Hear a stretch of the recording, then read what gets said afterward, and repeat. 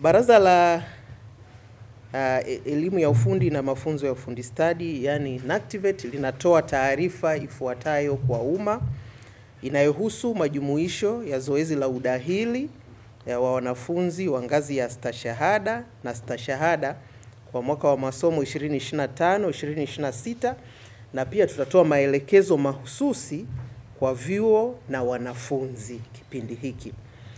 Tulikuwa na jumla ya waombaji 49,148 ambao walituma maombi ya kujiunga na vyuo katika programu mbalimbali.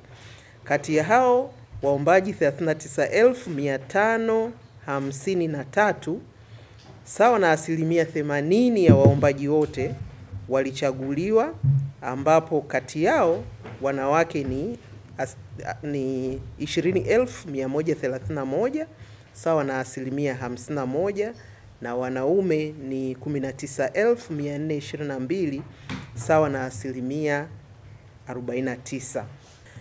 Kwa hiyo maombi kwa kozi zisizo za afya yalitumwa moja kwa moja vyuoni na kisha vyuo kuwasilisha majina ya wanafunzi waliochaguliwa kwetu baraza, yani NACTVET, kwa ajili ya kufanyiwa uhakiki ikiwemo sifa za waliochaguliwa. Jumla ya wanafunzi 108,109 walichaguliwa na vyuo waliwasilishwa NACTVET kwa uhakiki wa sifa zao, ambao kati yao 106,022 sawa na 98% ya waliowasilishwa walikuwa na sifa za kujiunga na kozi au programu walizoomba. Kwa hiyo utaona hapo ni kama 2% waliwasilishwa lakini wakiwa hawana sifa. Changamoto zilizojitokeza, ya kwanza ni hiyo, baadhi ya vyuo kuchagua waombaji wasio na sifa stahiki kama tulivyoona au 2% hapo. Lakini hii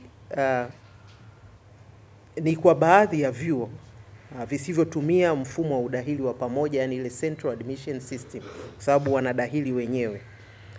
Lakini changamoto ya pili, vyuo kuwasilisha maombi ya udahili kwa niaba ya waombaji bila ridhaa yao au kutumia namba za simu ambazo si za waombaji husika kwenye hilo zoezi. Sasa hatua zilizochukuliwa na baraza. Kwanza, baraza limetoa fursa ya marekebisho kwa waombaji kuomba programu wanazokidhi sifa stahiki, yani wale ambao waliwasilishwa wakiwa hawana sifa kutoka kwenye vyuo husika.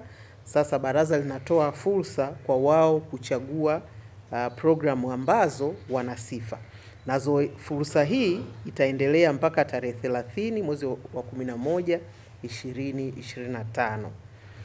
Lakini hatua nyingine iliyochukuliwa ni baraza kuendelea kutoa elimu kwa wanafunzi juu ya umakini katika utunzaji na utoaji wa taarifa zao. Awamu ya kwanza ni kwa wanafunzi wa mwaka wa kwanza ambao wanawasili vyuoni kuanzia leo, yani tarehe 17 Novemba 2025.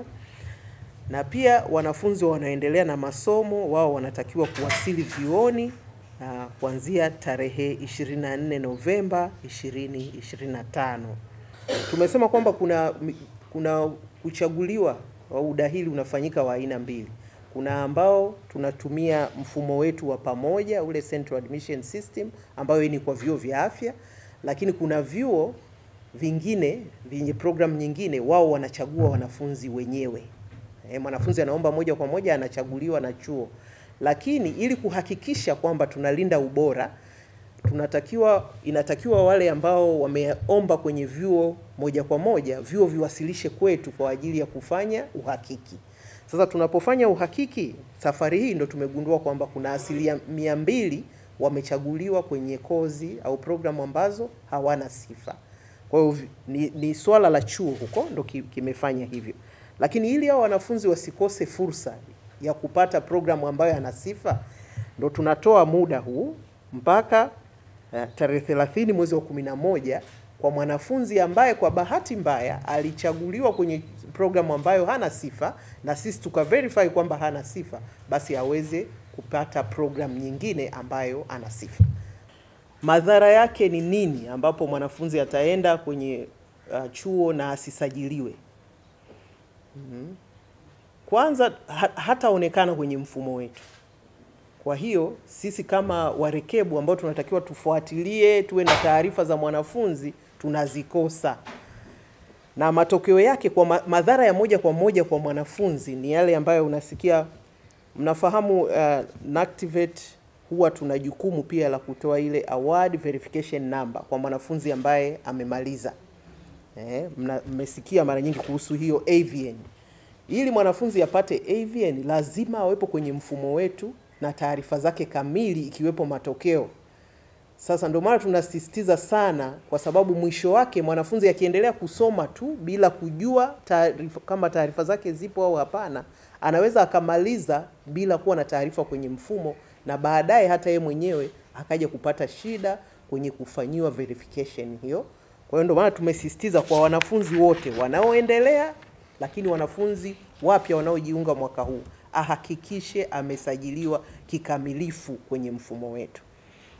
Hayo ni madhara. Sasa tuje kwenye swala la sasa hivi, sifa zinazokosekana. Kila program ina kitu kinaitwa entry qualifications.